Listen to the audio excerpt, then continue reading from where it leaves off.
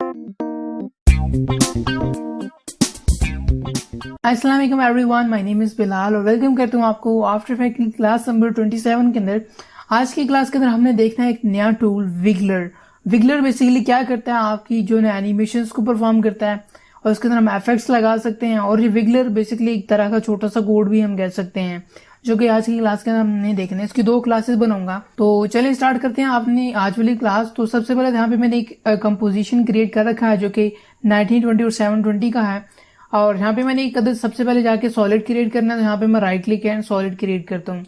अब solid create करने के बाद यहाँ पे हमने जो सॉलिड क्रिएट करना है, लेट्स सपोज मैं इसको करता हूँ 100 पिक्सल्स विड्थ में और 100 पिक्सल्स हाइट में होना चाहिए। और इसका कलर रेड सिलेक्टेड ओके कर देते हैं। और उसके बाद हमने इसके ऊपर पोजीशन वाला अप्लाई करना है, तो यहाँ पे इसको मैं पिक करता हूँ और यहाँ पे लाके रखता हूँ। और इसी तरह यहाँ पे मैं पोजीशन P प्रेस करके इसकी पोजीशन को एक्टिव करता हूँ। और इसके साथ ही यहाँ पे मैं एक की फ्रेम लगा के और इसके बाद इसको बता दो कि सॉरी हमारा कर्सर कहीं और पड़ा हुआ था, सॉरी स्टार्ट में होना चाहिए कर्सर। यहाँ पे जब आप की फ्रेम लगाएंगे स्टार्ट में रखा हमने, और उसके बाद मैं चाह रहा हूँ इसको 2 सेकेंड एनिमेट करूँ। तो अब इसका जहाँ से पॉइंट उठा के हमने दूसरी तरफ कर दिया और इसका जो वर्किंग एरिया यहाँ से इसको पकड़ के मैंने शॉर्ट कर देना, ठीक है। तो इसका वर्किंग एरिया थोड़ा सा शॉर्ट हो गया।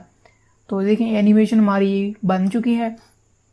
अब हमने करना क्या है, हमने चले जाना है विंडो के अंदर, एक पैनल ऑन करना है। विंडो में जाके यहाँ से हमारे पास ऑप्शन आता है विगलर का, हमने इसको ऑन कर लेना है। और देखें हमारा साइड पे जो है ना राइट साइड पे विगलर वाला पैनल ऑन हो गया है।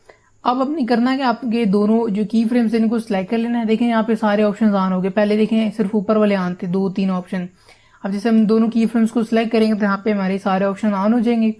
और उसके बाद यहाँ पे मैं देखें ऑप्शन दिख रहा है फ्रीक्वेंसी का।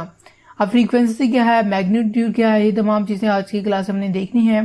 तो देखिए अब मैग्नीट्यूड अभी फिलहाल इसका लाइक था 0, ठीक है। अब इसका जो मैग्नीट्यूड है इसको मैं बढ़ाता हूँ और बढ़ाने के बाद अप्लाई करता हूँ। देखें इसका जो पाथ है वो देखें ऐसे जंपिंग ऐसे पाथ बन गया टेढ़ा। अगर इसका मैं मैग्नीट्यूड मजीद बढ़ाऊं 36 कर दिया, देखें ये यानी इसके पाथ को इस तरह रैंडम जंपिंग बना रहा है। बेसिकली विगलर है ही क्या कि आपकी शेप को इसे जर्की बनाता है, चाहे पिक्चर है चाहे शेप है कोई भी, अब उसको जर्की इस तरह बनाता है, एक रैंडम पाथ बनाता है। फ्रीक्वेंसी क्या है, यानी कि पर सेकेंड कितना वो यानी ऊपर नीचे हो। तो यहाँ से मैंने इसको कर दिया लाइक मैं करता हूँ इसको 50 या 100 कर दिए, यानी इसको मैंने कर दिया 45। आप जरा देखिएगा कितनी जल्दी ऐसे बड़े तेज से वो एनिमेट हो रहा है। तो इस तरह करके आप जो है ना इसकी एनिमेशन को लगा सकते हैं विगलर को यूज करते हुए। आप जरूरी नहीं कि आप पोजीशन के ऊपर ही लगाएं, आप किसी चीज के ऊपर भी लगा सकते हैं। यहाँ पे अभी जो इसकी जो एनिमेशन थी उसको मैंने खत्म कर दिया है। इसका जो की फ्रेम था लगा उसको मैंने खत्म कर दिया। अब यही काम हम देखने कि हम मैनुअल मेथड से अगर खुद से करना चाहें तो कैसे कर सकते हैं। यहाँ पे इसका पैनल मैंने ऑन किया और उसके बाद देखिए यहाँ पे हमारे पास ऑप्शन आ रहा है पोजीशन और स्केलिंग और ये तमाम चीजें आ रही हैं। तो यहाँ पे मैं लेट्स सपोज लगाना चाह रहा हूँ डायरेक्ट यहाँ पे विगलर यानी कोड से। हम कोडिंग भी कर सकते हैं, इसके अंदर छोटी छोटी 1-2 लाइन्स के कोड्स हैं जो हम अप्लाई कर सकते हैं। तो यहाँ पे मैंने आल्ट का बटन होल्ड करते हुए पोजीशन स्केल या किसी भी जाके क्लिक करना है, लेट्स सपोज पोजीशन पे मैंने किया। तो देखें यहाँ पे ऑप्शन आ रहा है ट्रांसफॉर्म पोजीशन।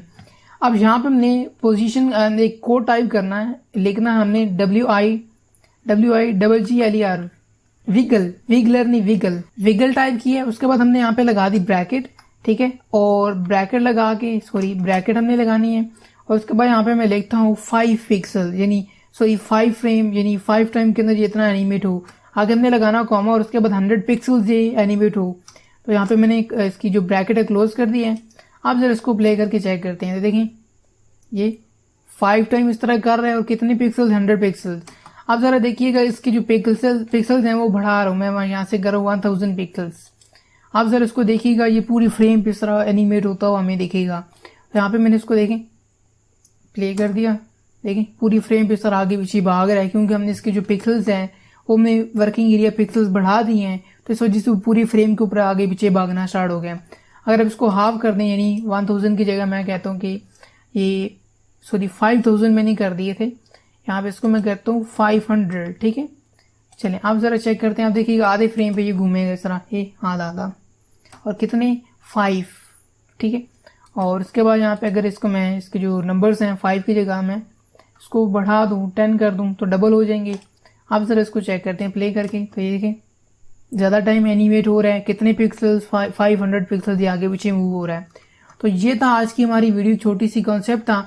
कल वाली जो वीडियो होगी वो ऑटोमेटिकली हमने देखना है कि हम ऑटोमेटिकली गूगल से, वेबसाइट से जाके कोड किस तरह ला के यहाँ पे इसके अंदर ऐड कर सकते हैं, जिसके अंदर ऑटोमेटिक जो है एनिमेशन परफॉर्म करेगा वो।